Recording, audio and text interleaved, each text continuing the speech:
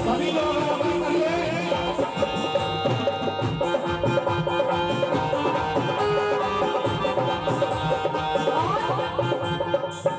जितने लोग यहाँ बैठे हैं सभी है क्या कि भक्तों ने पूछा मेरा प्यार तेरा क्या है,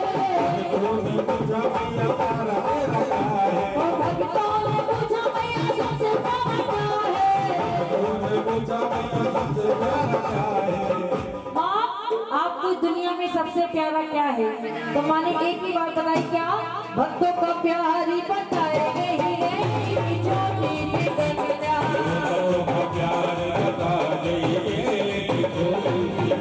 ओ पीले पीले से जिसपे मैया जी सवार है,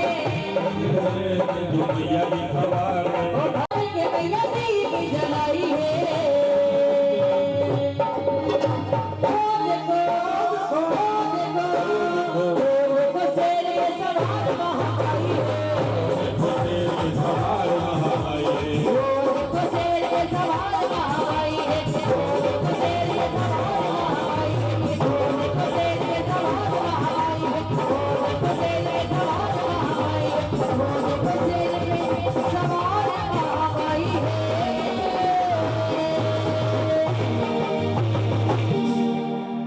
बोलिए सच्चे दरबार की, बोलिए ज्यादा मैया की, बोलिए बाके बिहारी लाल की, बोलिए राधा रानी सरकार की जय। सभी लोग माता रानी की आरती कर ले, कन्या रूप में आई है। और इसके बाद जिस संकल्प से ये जगराता रचाया गया है, माँ की कथा होगी, इसके बाद आरती, इसके बाद प्रसाद लेकर ही सारे घर जाएंगे। तो सभी लोग आरती करने आकर भले चढ़ाएं ना चढ़ाएं, लेकिन आरती जरूर करें, क्योंकि बराबर करते जाइए भैया।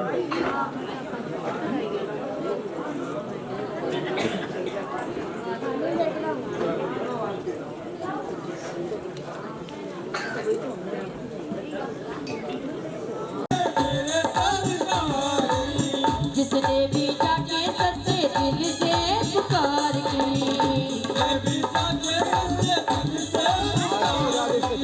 सच्चे का करते बोल काला जी,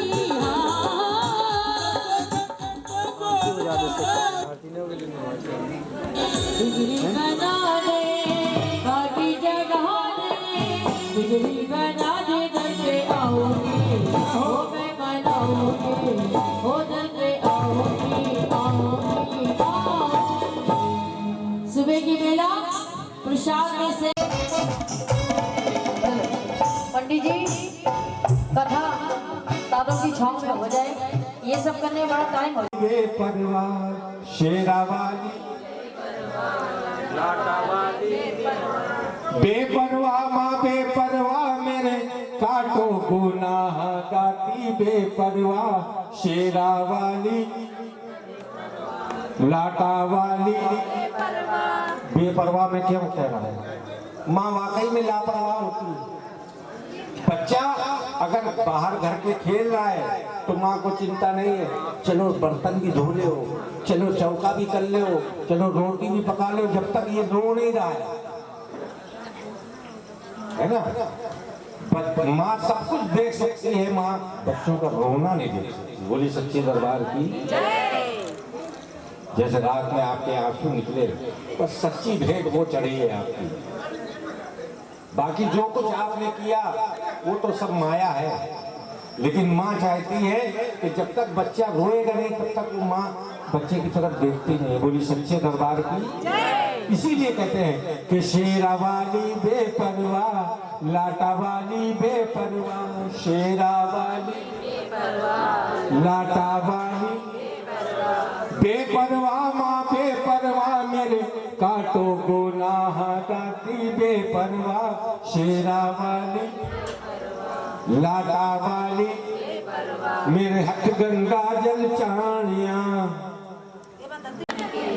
तेरी मैं मालन बन के आवा, माई नू हार चढ़ावा, दर्शन इसी बहाने पावा, दादी बेपरवाह शेरा वाली लाटा वाली मेहरा वाली अब मेरे हक इतरादी शीशियां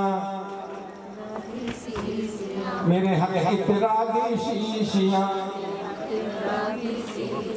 मैं गांगन बन के आवा तेरी मैं गांगन बन के आवा माई नू इतर चढ़ावा दर्शन इसी बहाने पावा दाती बेपरवाह शेरा वाली बेपरवाह लाटा वाली बेपरवाह मेहरा वाली बेपरवाह बेपरवाह। शायद माँ हम माली बन के आए तब नजर करते, डांगन बन के आए तब नजर हो जाए, पनिहारन बन के आए तब नजर हो जाए। अब आया सुहागिनों का समय, श्रृंगार ले लीजिए अपने अपने हाथ में।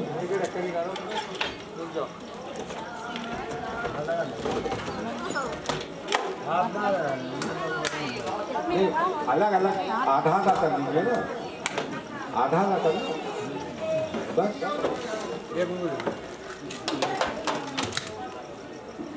हाँ ये मेरे हक सुहाग न समान हुए सुहागन बन के आवा तेरी में सुहागन बन के आवा माई नु सुहाग चढ़ावा खड़े होकर चढ़ाइए। बेपरवाह मेहरा वाली बेपरवाह।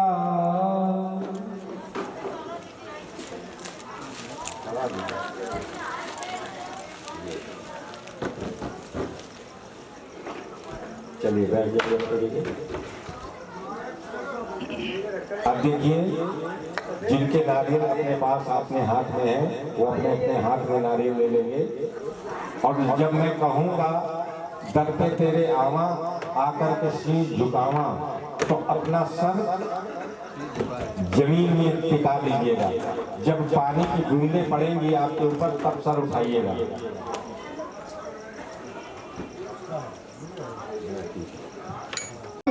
दास कहावा और दर पे तेरे आवा आकर के शीश झुकावा। सब लोग जमीन से टिका लीजिए सर अपना।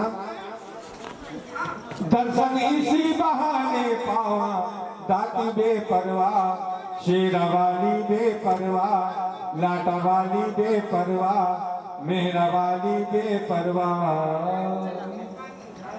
चलिए जल पड़ गया, आप अपना सर उठा लीजिए। बच्चे ने कहा माँ मैंने जो संकल्प किया था कि अपने नारियल की भेंट में आपको अर्पित करूंगा, मैंने आज नारियल मेरा जगराता रचा सकता है, मेरा गुणगान कर सकता है। ये माँ की परीक्षा। बहुत से लोग ये परिवार तो मैंने देखा रात भर जगता रहा, लेकिन मैंने ज्यादा थक देखा है जो जगा दी पंडित जी अब बहुत थक गए, बहुत जा रहे हैं, बस तारा रानी होए तो बता देना हम आ जाएंगे। ये नहीं है। जब माँ हमारे लिए 9 महीने कष्ट उठा सकती है तो हम भी माँ के लिए 9 घंटे तो जगी। बोली सच्चे दरबार की हाथ उठा के, ज्वाला मैया की, बोली शेरों वाली मैया की। हाँ क्या देख रहे हैं? अच्छा आप जा रही हैं? अच्छा अच्छा अच्छा चलिए आइए कथा की तरफ चलते हैं।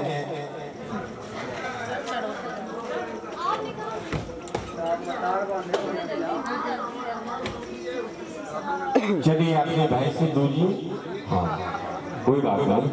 इरादे सैकड़ों बनते हैं करके टूट जाते हैं और जिन्हें ये माँ बुलाते हैं वही दरबार आते हैं। हर किसी के भाग में माता जी जगराता नहीं होता, नहीं तो लाखों जागरण हो रहे हैं और भला सब रोते हैं यार हमने तो जागरण करा लिया, हमारा भला ही नहीं होगा। जब तक ना मन से जागोगे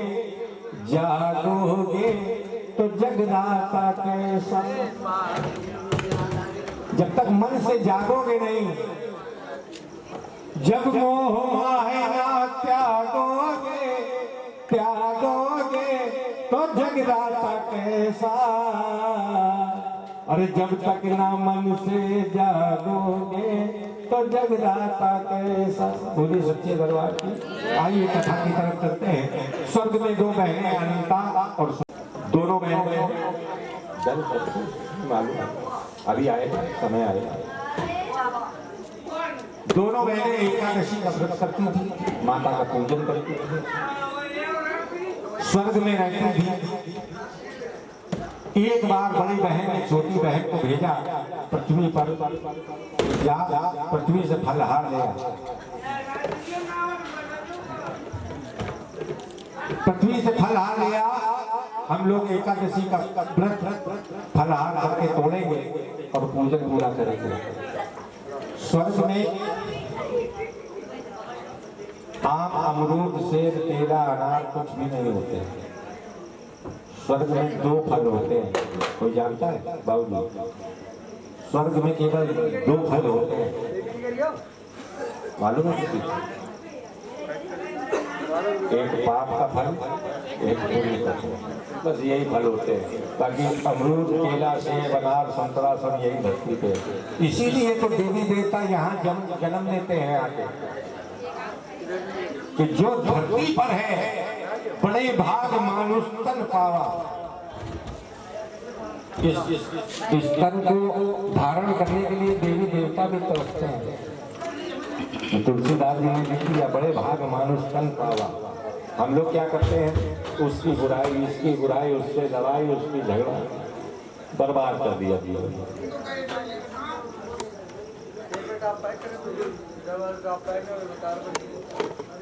इसलिए ऐसा काम करना चाहिए हमसे किसी का बुरा ना हो। वो छोटी बहन को भेजा, वो बहन पृथ्वी पर आकर जंगलों में भटकने लगी। उसको फल का मालूम नहीं थे, नॉलेज नहीं थे। तो देखने लगी कि फल कहाँ मिलेंगे। हेलो हेलो हेलो हेलो, फल कहाँ मिलेंगे? जंगल में भटक रही है। एक राक्षसों की टोली मांस पका रही है, उनके पास पहुंच गई, हाथ जोड़कर कहने लगे, महाराज हमको फल का ज्ञान नहीं है, कृपया हमको फल दे दीजिए। हम लोगों का एकादशी का व्रत है, जिसको फलाहार करके हम अपना व्रत तोड़ेंगे। अब राक्षसों की प्रवृत्ति तो दुष्ट होती है। उन्होंने कहा, ये फल हम तुमको दे रहे हैं, यहाँ पे तुम खा लो और अलग से अपनी बहन के लिए ले जाना स्वर्ग में। छोटी बहन ने उस मांस को खा लिया और अपनी बड़ी बहन के लिए अलग से ले जाकर स्वर्ग में पहुंची। जब बहन ने देखा ये तो मांस ले आई, क्रोध में आकर उसने श्राप दे दिया कि तूने नीच योनि के प्राणी जैसा कर्म किया है, जा मैं तुझे श्राप देती हूँ, तू छिपली हो गया। छोटी बहन ने गलती जानबूझकर की थी। प्रेम से बोलो, जबरदस्त से बोलो, वैसे ही बोलो, हाथ उठाकर, हाथ उठाते रहेंगे तो नींद नहीं आएगी। हाँ, ये सबसे बड़ी दवाई है। दरबार की, बोली दुर्गा मैया की, बोली ज्वाला मैया की। उसने हाथ जोड़कर कहने लगी, बहन मैंने जानबूझकर कोई पाप नहीं किया, अनजान में मैंने फल समझकर मांस को आहार कर लिया है। अब इससे मुक्ति का उपाय बताओ। बड़ी बहन ने कहा, जब तुम अपने इस शरीर को किसी के परोपकार में बलिदान कर दोगी, तब तुम्हें मुक्ति से, योनि से मुक्ति मिल जाएगी। दूसरे जन्म में छिपकली बनकर छोटी बहन अपनी मुक्ति का मार्ग ढूंढ रही है। पांडवों ने यज्ञ रचाया, यज्ञ में शामिल होने के लिए 33 करोड़ देवी देवताओं को बुलाया गया, निमंत्रण भेजा गया। ऋषि दुर्वासा के पास भी पहुंचे। ऋषि दुर्वासा क्रोधित थे, क्रोधी स्वभाव के थे। जब पांडवों के दूत पहुंचे, महाराज आपको यज्ञ में शामिल होना है, सभी देवताओं को निमंत्रण दे दिया गया। दुर्वासा ऋषि ने कहा कि अगर तुम्हारे यज्ञ में शामिल होने देवी देवता आएंगे तो मैं तुम्हारे यज्ञ में शामिल नहीं हूँ। दूत आकर पांडवों के पास पहुंचे, बताया महाराज दुर्वासा ऋषि ऐसा कह रहे हैं। दुर्वासा ऋषि ने कहा निमंत्रण देना हमारा काम, आना ना आना उनकी इच्छा। बोली सच्चे दरबार की। हमारे कुशवाहा जी ने भी बहुत लोगों को कहा होगा, जिनको नहीं बुलाया वो आ गए और जिनको बुलाया वो नहीं आ पाएगा, सब इसकी इच्छा। बता तो रहे मन्नू पंडित जी ये बहुत बड़े कलाकार है, इनके छोटे भाई को मैंने आमंत्रित किया था यहाँ पर, वो हम लोगों के साथ गाते हैं, लेकिन ये भजन गायक बहुत महंगा है, बहुत महंगा, हम लोग नहीं बुला पाते उनको। लेकिन माता रानी की मेहर देखिए आज आपके परिवार में आना पड़ा उनको। उनके भाई का एक्सीडेंट हो गया, तब उन्होंने अपनी जगह इनको भेजा कि भैया बात वाली बात है, आप चले जाओ। तभी हमने कुशवाहा जी से कहा मेरी आज्ञा नहीं मानी, क्रोध में आकर एक पक्षी का रूप धारण किया और अपनी चोंच में मरे हुए सर से उठाकर वहां पहुंचे जहां पर भंडारा बन रहा था सभी देवी देवताओं का। वहां पर सबकी नजर बचाकर सर को खीर में डाल दिया। खीर कैसी हो गई? अब उसको कोई खा नहीं सकता और कोई देख भी नहीं पाया, लेकिन एक जीव ऐसा था वो देख रहा जी, दीवार से चिपक कर वही छिपकली जो पहले जन्म में छोटी बहन थी, श्राप के कारण वो छिपकली हो गई थी, उसने ये सारा माजरा देखा। उसको अपनी बड़ी बहन की याद आ गई कि तू अपने शरीर को जब किसी के परोपकार में बलिदान कर देगी तो तुझे इस योनि से मुक्ति मिल जाएगी। उसने तय कर लिया कि कुछ भी हो जाए मैं इस खीर को किसी को नहीं खाने दूंगी। जैसे ही महाराज कढ़ाई में से खीर निकालने के लिए आए, उसने दीवार से छिटक कर खीर के कड़ावे में कूद गई। महाराज ने देखा ये कूदी है जानबूझ, बुरा भला कहते हुए महाराज सभी ऋषि मुनियों के पास पहुंचे। महाराज खीर एक छिपकली ने खराब कर दी। महाराज ने ऋषि मुनियों ने कहा कि भाई ये विषैली हो गई है, इसको जाकर जंगल में गड्ढा खोद कर डाल दो और उसके ऊपर मिट्टी डाल दो, नहीं कोई जीव जंतु खाएगा वो भी, उसके भी प्राण संकट में हो जाएंगे। जंगल में गए, बोलिए सच्चे दरबार की, बोलिए दुर्गा मैया की। जंगल में गए, गड्ढा खोद कर जैसे ही कढ़ाई को पलटा, छिपकली के साथ एक अस्थि पंजर भी उसमें निकला, वो था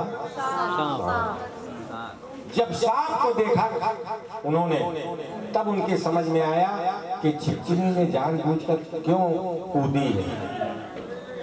इस सांप से सबको बचाने के लिए इसने अपने प्राणों को बलिदान कर दिया। ये सोच करके आए, देवी देवताओं को ये बात बताई, उन्होंने वरदान दिया जा आज के बाद जो अगला जन्म तेरा होगा वो मनुष्य योनि में होगा। बोलिए सच्चे दरबार की। तीसरी जन्म में राजा स्पर्श के घर 2 कन्याओं ने जन्म लिया।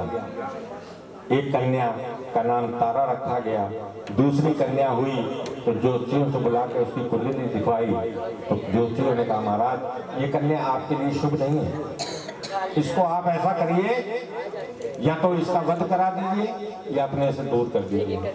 राजा ने कहा मैं बाप, मैं कन्या का वध कैसे कर सकता हूँ। मंत्रियों से सलाह की, एक लकड़ी के संदूक में हीरे सोना चांदी भर के और तुरंत की पैदा कन्या को सरयू नदी में प्रवाहित कर दिया। वो संदूक बैठे बैठे सरयू पहुंचा, वहां पर एक ब्राह्मण देवता स्नान कर रहे थे, उनकी नजर पड़ी संदूक पर। एक भील को बुलाया, जा ये संदूक निकाल ला, जो कुछ होगा हम तुम आधा आधा बांटेंगे। भील तैर कर गया, निकाल कर लाया, जैसे ही संदूक को खोला सोना चांदी हीरे जवाहरात और तुरंत की पैदा एक कन्या।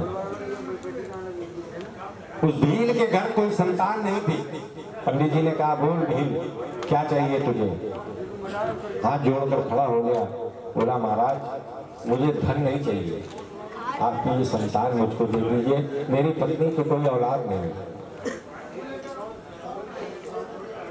पंडित जी ने उस कन्या को भील को दे दिया और थोड़ा सा धन भी दिया, जा इससे तो अपने कन्या का लालन पालन करना और इसका विवाह कर देना। बोलिए सच्चे दरबार की। वीर बड़े खुशी खुशी अपने कन्या को लेकर भीलुनी के पास पहुंचा। घर में जाकर उसकी गोद में कन्या डाल दी। ले, आज माता रानी ने हमारी मुराद पूरी कर दी, आज के बाद तुझे कोई बांधन नहीं करेगा। और कन्या कुशवाहा जी, कन्या मेरी नजर से पूछिए तो बेटियां भाग्यवान होती हैं, बेटियां भाग्यवान होती हैं कि मम्मी की शान, मम्मी की शान, मम्मी की शान, मम्मी की शान और पापा की जान होती है। मम्मी की शान कैसे होती है? ससुराल में जब भी बेटी से कोई गलती होती है तो उसकी सास यही कहती है, क्या तुम्हारी अम्मा ने यही सिखाया? बाप का नाम तो कोई, आंटी जी, आंटी जी कहाँ थे हम? हाँ, बोली सच्चे दरबार की।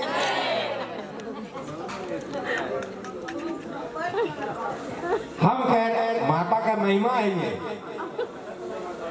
बेटियां भाग्यवान होती हैं, क्यों? कि मम्मी की शान, पापा की जान और ये दुर्गा समान होती है कि बेटियां भाग्यवान होती हैं। लोग बेटियों के पैदा होने पर निराश हो जाते हैं। मेरा दावा है, मेरे घर में मैंने बेटी को मांगा और माँ ने मुझे बेटी दी। सबसे पहले मुझे बेटी थी। मैं भी नाम वैष्णवी रखना चाहता था, लेकिन फिर मैंने नैना रख दिया, माँ ही, उसका नाम माँ ही रख दिया। हमने कहा ये माँ ही है। बोलिए सच्चे दरबार की। बेटियां अपना भाग लेकर आती हैं, आपका कुछ नहीं लेकर जाती। शायद जो कुछ आप खा रहे हो उसकी किस्मत से खाते हो। इसलिए बेटियों के जन्म पर कभी कोई दुखी मत होना। ओस की बूंदों की तरह होती हैं बेटियां, ओस की बूंदों की तरह होती हैं बेटियां। माँ बाप अगर दुखी हैं तो रोती हैं बेटियां। बेटे तो चलाते हैं एक कुल को, दो दो घरों को संजोती हैं बेटियां। बोलिए सच्चे दरबार की। बड़े भाग्य से हर किसी के घर में बेटी पैदा नहीं होती। आंटी जी, माँ देखती है कि जिसका कलेजा बादशाह का होता है उसके घर में बेटियां देता है, क्योंकि बाप की वो राजकुमारी होती है बेटी। बोलिए सच्चे दरबार की। बोलिए दुर्गा मैया की। यज्ञ शुरू हुआ, उसको वरदान दिया, जा तेरा अगला जन्म मनुष्य योनि में होगा। तीसरे जन्म में राजा सरपस के घर दो कन्याएं हुई। कन्या को बहा दिया, भीलनी की गोद में डाल दिया कन्या को। भीलनी बड़ी खुश हो गई, माँ को कोट कोट प्रणाम करने लगी। जब जब जब जब तारा रानी बड़ी हुई, बड़ी बहन, तो उसकी शादी, ये देखिए ये बात ध्यान देने वाली एक सवाल है। ये मेरा दावा है कि 99% जागरण वाले ये नहीं जानते कि वो राजा हरिश्चंद्र थे या राजा हरिचंद्र थे। मैं दावा करता हूं कल्याणपुर में तो कोई पार्टी वाला जानता ही नहीं। मैं दावा करता हूं वो राजा हरिचंद्र थे, हरिश्चंद्र नहीं थे अयोध्या वाले। और वो कहां के राजा थे? वो कांगड़ा के राजा थे। ये तारा रानी की कथा किसी वेद में शास्त्र में नहीं है। ये तारा रानी की कथा गुरु गोविंद साहिब ग्रंथ में, जो सरदारों के मंदिर में जो ग्रंथ रखा होता है, उस ग्रंथ में ये कथा है। वेद शास्त्र में नहीं है ये, क्योंकि पंजाबी जगराता है। तो कांगड़ा के राजा हरिचंद थे, उनकी भी रानी का नाम तारा था। उनकी शादी उनके साथ हो गई। उनके एक पुत्र हुआ, उसका नाम सुंदर था। इधर भीलनी की बेटी बड़ी हुई और कांगड़ा में ही उसी जात के युवक से उसकी शादी कर दी गई। उसकी शादी उसकी सास रानी के यहाँ सफाई के लिए जाती थी। एक बार वो सास बीमार पड़ गई तो उसने अपनी बहू को भेज दिया। बहू जैसे ही सफाई के लिए तारा रानी के महलों में गई तो अपने पूर्व जन्मों के पुण्यों से रानी ने पहचान लिया, तू मेरी छोटी बहन है। रानी ने कहा, मेरे बगल में बैठ। हाथ जोड़कर खड़ी है वो। मैं तो भीलनी जात की हूँ, आप महारानी हैं, इतने ऊंचे कुल की मैं आपके बगल में कैसे बैठ सकती हूँ। तारा ने कहा, कुछ तेरे कर्म थे, पूर्व जन्म के कर्म थे। कर्म प्रधान विश्व रच राखा, जो जस करे तो तस फल चाचा। आप अगर बड़े कुल में पैदा हो गए, आपके कर्म नीचे हैं तो आप बड़े नहीं। बोली सच्चे दरबार की। बड़े भाग मन मानुष तन पावा, कर्म में आजा सेवा कर, तेरा कल्याण होगा। और आज के बाद अपनी सास को मत भेजना, तू ही सफाई के लिए आया करना। हम जब दिल में हुआ करेगा तुझसे बात कर लेंगे। आने लगी छोटी बहन, सफाई करने लगी। लेकिन वो एकादशी के द्वादशी में जब सुबह सफाई के लिए आती तो देखती महलों के मंदिर में कुछ फूल लेकर रुको जा रही है। और मन में माँ से कहा कि माँ, अगर मेरे पुत्र होगा तो मैं भी तेरा जगराता रचाऊंगा, मैं भी तेरी जोत जगाऊंगा। माँ तो भाव देखती है। रुको ने इस भाव से कहा, माँ को मजबूर होकर उसको सुंदर पुत्र दिया। इतना सुंदर पुत्र दिया कि पुत्र के मुंह में रुको जगराता भूल गई। 1 साल बीत गया, 2 साल निकल गए, तीसरा भी निकल गया, चौथा भी चला गया। जब 5वां लगा, माँ ने कहा इसको याद दिलाना चाहिए।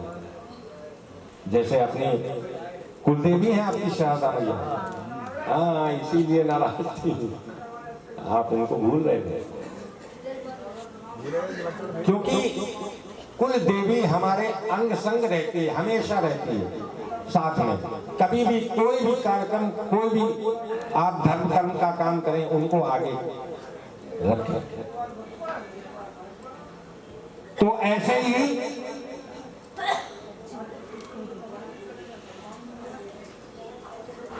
रुको ने जगराता बोला, माँ मेरे पुत्र होगा, मैं तेरा जगराता रचाऊंगी। वो भूल गई। माँ ने कहा इसको याद दिलाना चाहिए, और इसको मैं कष्ट दूंगी तो इसे याद नहीं आएगा।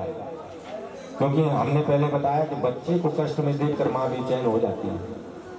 उसने बच्चे के चेचक कर दिया, जिसको हम लोग माता कहते हैं।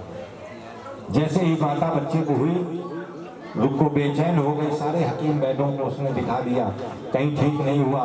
तो रानी के महलों में आकर बोली, बहन मेरे बच्चे को पता नहीं कौन सी बीमारी हुई है, वो ठीक ही नहीं हो रहा है। सारे हकीम वैद्यों को दिखा दिया। रुको ने पूर्व जन्मों के पुण्यों से उसको बताया कि याद कर, तूने कोई संकल्प किया है, वादा किया है। उसको याद आया, तुरंत मंदिरों के महलों के मंदिरों में गई और माँ के चरणों में गिर पड़ी और रोने लगी, माँ मेरे बच्चे को ठीक कर दे, मैं तेरा, जिस दिन मेरा बच्चा ठीक हो जाएगा मैं तेरा जगराता रचाऊंगी। बोलिए सच्चे दरबार की। माँ सब कुछ देख सकती, बच्चे के आंसू नहीं देख सकती। माँ ने कृपा करी, उसका बच्चा ठीक हो गया। पंडित जी के पास पहुंची, जैसे आप जल लेकर, निमंत्रण लेकर पंडित जी के पास गए थे। पंडित जी हमारा जगराता इस तारीख को इस दिन करा दीजिए। मंदिरों में पहुंची, पंडित जी मेरा जगराता मेरे घर में कराइए। पंडित जी ने कहा, तू तो नीच कुछ की है, तू ऐसा कर, थोड़ा पूजन का सामान दे दे, थोड़ा धन दे दे, तेरे नाम का जागरण हम यही मंदिर में कर देंगे। रुको ने कहा, नहीं पंडित जी, मैंने सुना है कि ज्योति जगे जिस घर अम्बे माँ की, शोभा बढ़े घर आंगन की, और ज्योत जगाए जिस घर में सुहागन, उम्र बढ़े उसके साजन की। मैंने ये सुना है, तो मैं अपने घर में ही जोत जगाऊंगी आपके मंदिर में। पंडित जी ने कहा, अच्छा तो एक शर्त है, अगर तेरा निमंत्रण तेरी दल तारा रानी स्वीकार कर लेंगे तो हम तेरे घर जागरण करने आएंगे। पंडित जी जानते थे कि तारा रानी स्वीकार नहीं करेंगे तो हम लोग बच जाएंगे।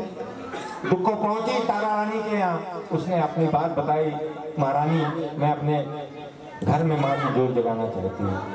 तारा रानी ने दल स्वीकार कर दी, जा इस दिन इस तारीख को मैं तेरे घर में जगराता करने आऊंगा, जोत जगाने आऊंगा। दल का बंधन ऐसा होता है कि अगर पंडित जी ने दल ले ली और पंडित जी के यहाँ भगवान न करे कोई अनिष्ट हो गया, घर में अगर मृत्यु भी हो गई तो पंडित जी रोक नहीं सकते, वो दल का बंधन है। आप दल से छूट गए, आप कैंसिल कर सकते हो, पंडित जी हमारे यहाँ कष्ट हो गया, कोई दिक्कत हो गई, हम नहीं करा पाएंगे, तो पंडित जी को मंदिर में जाके वो जोत जगानी पड़ेगी और पूरी रात माँ का जागरण करके तब दल खोलना पड़ेगा। बोलिए सच्चे दरबार की, ये दल का बंधन होता है।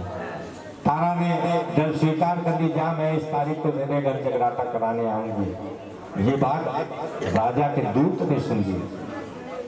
राजा से जाकर बोला, राजा तेरी रानी एक नीच कुल में जोत जगाने जा रही है। राजा ने कहा, अगर तेरी बात झूठ निकली तेरा सब घर से विवाद होगा। बोले नहीं महाराज, ये सच्ची बात है। वो दिन आया जब जगराते का राजा को याद रहा कि आज जगराता है, रानी को जाना है। उसने अपनी उंगली को थोड़ा सा काट लिया और उसमें नमक भर के रानी की गोद में सर रखकर लेट गया। रानी मेरा सर दुख रहा है, मेरा सर दबा। जागरण का समय हो रहा है, राजा रानी की गोद में सर रखकर लेटा है। रानी धीरे धीरे सर दबा रही, माँ को याद कर रही, माँ आज मैंने तेरे नाम की डर ली है, मेरी लाज रखना है। जैसे ही रानी ने माँ को याद किया, माँ ने माया फैलाई, ठंडी ठंडी हवा चलने लगी, राजा को नींद आ गई। बोलिए सच्चे दरबार की। महलों के खिड़की के दरवाजे से रानी साड़ी बांधकर नीचे उतरी, जंगल पहुंची, जोत जगाई, जगराता शुरू हो गया। आधी रात के बाद राजा की आंख खुली, रानी को पास ना पाया, क्रोध में नंगी तलवार लेकर राजा चल पड़ा। पहले जागरण होते थे बंद कमरों में, आज से करीब 55 साल की एज है हमारी। 13 साल 14 साल के हम थे तब जागरण हमने शुरू किए थे।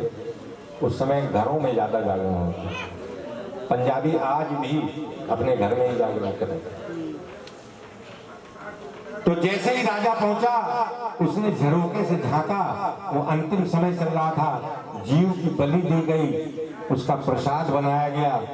जब प्रसाद बांटने की तैयारी हुई तो पंडित जी ने कहा, पहले तारा रानी ग्रहण करेंगी, पहले इसको तारा रानी खाएंगी, इसके बाद प्रसाद हम ग्रहण करेंगे।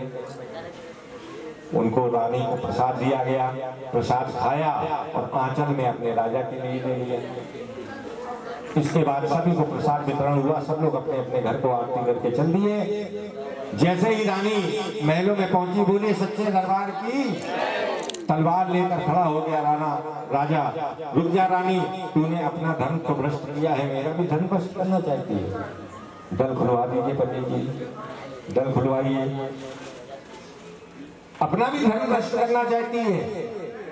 रानी ने हाथ जोड़कर कहा, महाराज मैंने ना अपना धर्म भ्रष्ट किया है, ना आपका मैं धर्म भ्रष्ट करना चाहती हूँ, मैं तो माँ का जगराता रचाती हूँ।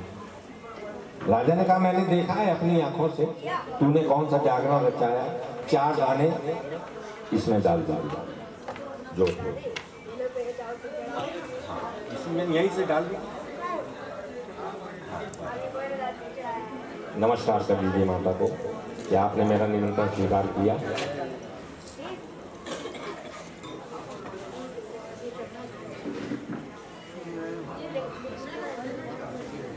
राजा ने जब रानी से कहा, मैंने जानता हूं मैं तू कौन सा प्रसाद ग्रहण करके आई है और कौन सा प्रसाद मेरे लिए लाई है, खोल आंचल और दिखा उसमें। तो जैसे ही माँ को याद करके रानी ने आंचल को खोला, माँ की कृपा हुई, उसमें मांस का प्रसाद पंचमेवे में बदल गया। बोलिए सच्चे दरबार की, पंचमेवा चढ़वा दो।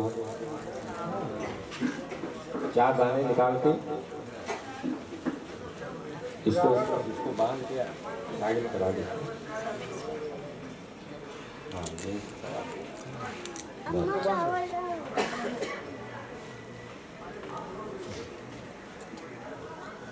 जैसे ही राजा ने देखा कि मैंने तो अपनी आंखों से देखा इसको मांस का प्रसाद लेते हुए, और ये पंचमेवे में कैसे बदल गया। राजा को एहसास हुआ या तो मां में शक्ति है या फिर ये रानी जादू करनी है। राजा के अंदर लगन लगी, रानी से कहने लगा, रानी मैं भी माँ का पंथ देखना चाहता हूँ, माँ के दर्शन करना चाहता हूँ। रानी हंसने लगी कि राजा ऐसे ही कोई कह दे कि हम माँ के दर्शन करना चाहते तो माँ थोड़ी में दर्शन दे देगी। बोली सच्चे दरबार की, बोली ज्वाला मैया की। दर्शन करने के लिए बड़ी बड़ी परीक्षाएं देनी पड़ती हैं, बड़े कष्ट उठाने पड़ते हैं। राजा ने बोला चाहे जितने कष्ट उठाना पड़े, मैं माँ का दर्शन करना चाहता हूँ।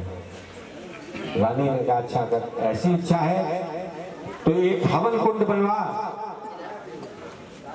हवन कुंड बनवाया गया, उसमें लकड़ियां डलवाई गई। बिना अग्नि के माँ ज्वाला का आवाहन किया, माँ ज्वाला प्रकट हुई, उसमें हवन होने लगा और आहुतियां पड़ने लगी। 2 दिन बीत गए लेकिन माँ ने दर्शन नहीं दिए। बोली सच्चे दरबार की। राजा कहने लगा, रानी तेरी माँ ने दर्शन नहीं दिए। रानी ने कहा, दर्शन ऐसे नहीं मिलेंगे, जो तुझको सबसे प्यारी चीज है उसकी पहले भेंट चढ़ा। अब राजा सोचने लगा मुझे सबसे प्यारी चीज क्या है। तो राजा के पास एक नीला घोड़ा था, उस राजा को अपने राजपाट से ज्यादा प्यारा था, धन दौलत से भी। उसने घोड़े को बुलाया और बुला करके उसका सर हवन में डाल दिया। फिर आहुतियां पड़ने लगी। 2 दिन बीत गए लेकिन माँ ने दर्शन नहीं दिए। रानी से कहने लगा, राजा ए रानी तू मुझे बेवकूफ बना रही है, तेरी माँ ने अभी दर्शन नहीं दिए। रानी ने कहा कि दान करने के लिए अगर पड़ोसी का घर कह दिया जाए तो सारा सामान उठा के दे देंगे हम, हमारे घर का कौन जा रहा है, जा तो पड़ोसी का रहा है, कर दे दान, नहा दे गंगा। जब अपना कलेजे का टुकड़ा जब मोह और माया त्याग दोगे तब मां के दर्शन होंगे। भाभी जी, मोह और माया क्या होती है जानती है? क्या होता है?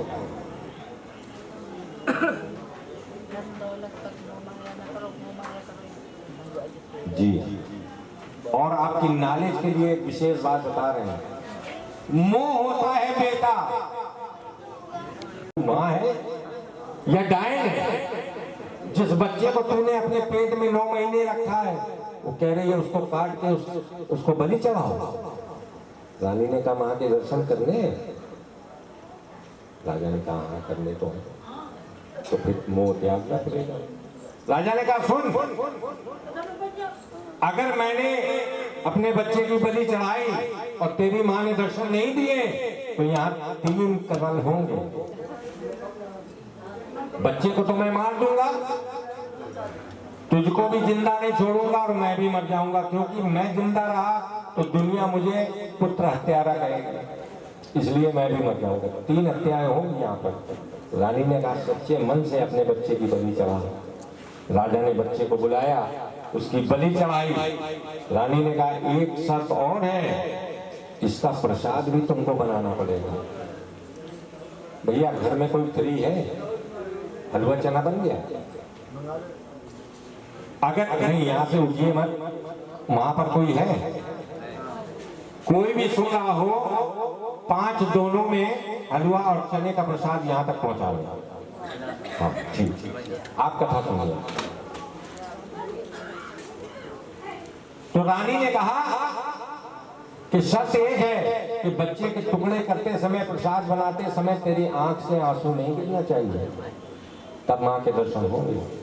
राजा ने कलेजे को पत्थर किया, बच्चे के टुकड़े किए और कढ़ावे में उस टुकड़ों को डाला, और जैसे ही पहला करचल चलाया तो 15 दिन पहले बच्चे की वर्षगांठ हुई थी। उस वर्षगांठ में राजा ने हीरे की अंगूठी बच्चे को उपहार में दी थी। वो अंगूठी की उंगली ऊपर आ गई पहले ही कक्षा से। जैसे ही वो उंगली ऊपर आई, अंगूठी पे नजर पड़ी राजा की, राजा धीरज खो बैठे, दहाड़े मार कर रोने लगा, अरे हत्यारे, तूने मुझसे मेरे बच्चे की हत्या करा दी। जैसे ही राजा के आंसू गिरने लगे, मां साक्षात शेरों पर सवार होकर राजा के सामने खड़ी हो गई। बोली सच्चे दरबार की, क्योंकि मैंने कहा था मां सब कुछ देख सकती, बच्चों को रोता नहीं देती। उठ उठ उठ उठ, मैं तेरे सामने खड़ी हूँ राजा, देख मैं तेरे सामने आ गई। राजा ने सर उठाकर देखा, माँ के चरणों में नमन किया। माँ, मैं अनजान हूँ, अज्ञान हूँ, नादान हूँ, मेरी गलतियों को क्षमा कर देना। माँ ने कहा, अभी एक काम है, 5 जगह प्रसाद मांगा। राजा कहने लगा, माँ हम तो 3 प्राणी यहाँ पर हैं, एक आप हो, एक रानी है, एक मैं हूँ, आप 5 जगह प्रसाद मंगा रही हैं। तो रानी ने कहा सुन, माँ ने कहा सुन, एक प्रसाद तेरी रानी का, एक प्रसाद तेरा, एक प्रसाद कन्या का, एक प्रसाद गाय का जो घोड़े वाला, और एक प्रसाद तेरे बच्चे का। सब लोग अपने मन में अपने बच्चों का नाम ले लेंगे, मन में अपने बच्चों का नाम ले लीजिएगा। जैसे ही माँ ने इतनी बात कही कि एक प्रसाद तेरे बच्चे का, तो माँ के चरणों में गिर के रोने लगा। माँ क्यों मजाक करती है, उसकी बलि चढ़ा के ही तो मैंने तेरा प्रसाद बनाया है। अरे माँ ने कहा, नादान, तू अपने बच्चे को आवाज देकर तो देख। जैसे ही राजा ने बच्चे को आवाज दी, बेटा सुल्तान, बोलिए सच्चे दरबार की, बोलिए ज्वाला मैया की, बस अंतिम है। जैसे ही राजा ने अपने बच्चे को आवाज दी, बेटा महलों में से दौड़ता चला आया, राजा के गोद में बैठ गया। जी पिताजी, आपने मुझे बुलाया? अरे इसकी तो बलि चढ़ा के, इसके टुकड़े करके मैंने प्रसाद बनाया है, और ये साक्षात मेरे सामने जीवित खड़ा है। माँ के चरणों में गिर गया। माँ, मैं आज से संकल्प करता हूँ कि जब तक इस तन में सांस रहेगी, मैं तेरे नाम का गुणगान करता रहूंगा, मैं तेरा नाम जपता रहूंगा। जरूरी नहीं है कि आप जागरण कराइए, जागरण अपने मन से नहीं करा पाता आदमी, जब इसकी इच्छा होती है तब आपके अंदर लगन भरता है, तब माँ की जोत जग पाती है। हाँ, माँ को आप भूलिए मत। और माँ कौन है? माँ कहती है कि जो घर में बैठी माँ है, उसको तूने पूज लिया तो मेरी पूजा हो। पूरी सच्चे दरबार की। माता पिता को आप, वो चाहे सही कहें या गलत कहें या गलत करें, देखिए ये उनके कर्म है, और आप जो उनके साथ करोगे वो आपके कर्म होंगे। प्रेम से बोलो, जरा रच के बोलो, जरा कस के बोलो, जरा मीठा बोलो। बाबूजी, हम क्या करवा रहे हैं? हमने अभी क्या करवाया? अभी क्या कहलवाया? प्रेम से बोलो। मैंने कहा प्रेम से बोलो। ये दुनिया खेत है, और अपने कर्म अपनी खेती है। जब प्रेम से बोलोगे तो जय माता की होगा, और जब एक बीज बोगे तो कई दाने वो देती है। कि भलाई करोगे भलाई मिलेगी, और बुराई करोगे कि झोली भरेगी या घड़ा भरेगा। झोली किससे भरती है? झोली किससे भरती है? मेरी झोली छोटी पड़ गई रे, इतना दिया मुझे माता। तो झोली में क्या भरते हैं? खुशियां। और घड़ा गाय का होता है। जी हाँ, बोली सच्चे दरबार की, बोली दुर्गा मैया की, कि झोली भरेगी या घड़ा भरेगा, कि जो जैसा करेगा वो वैसा। सीधी सी बात है, जो बोओगे वही काटोगे।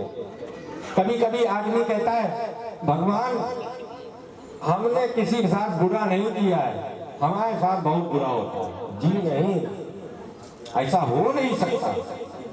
ये कहकर राजा ने कांगड़ा में एक विशाल मंदिर बनवाया जो आज ज्वाला जी के नाम से प्रसिद्ध है।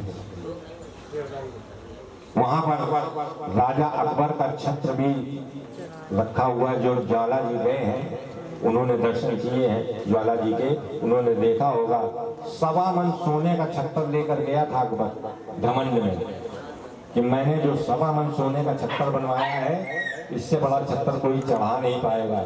माता ने उसके छत्र को अस्वीकार कर दिया, गिरकर टूट गया और कौन सी धातु में बदल गया आज तक वैज्ञानिक भी पता नहीं लगा पाए। बोलिए सच्चे दरबार की, ये है माता रानी की महिमा। आइए, ये कथा है, इस कथा को बिना कहे या सुने जागरण पूरा नहीं होता। आइए माता रानी की आरती की। हाँ जी, अरदास। जिनके हाथों में चावल दिए गए हैं, नहीं ये पंडित जी आप वहाँ पे एक छुआ के और ये प्रसाद में एक मिलवा दो, ठीक है? बाकी रख लो। हाँ बस बस, ये पूरे प्रसाद में डलवा दीजिए, हलवा चढ़ा। और जिनके हाथ में चावल है ये भैया जाकर प्रसाद भंडारे में प्रसाद भी मिलवा दो। ये पंचमेवा भी दे दो, ये भी मिल जाएगी हलवे में।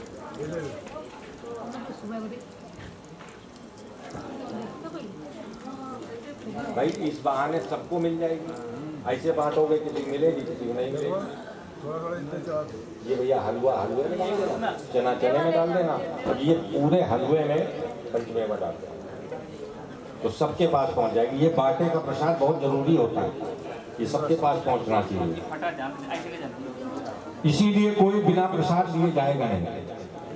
ठीक है, आइए अब आरती की तैयारी। हाँ, जिनके पास चावल है आंखें बंद करके जो भी मनोकामना आपकी हो संकल्प के साथ चावल में कुछ दक्षिणा 1, 10, 11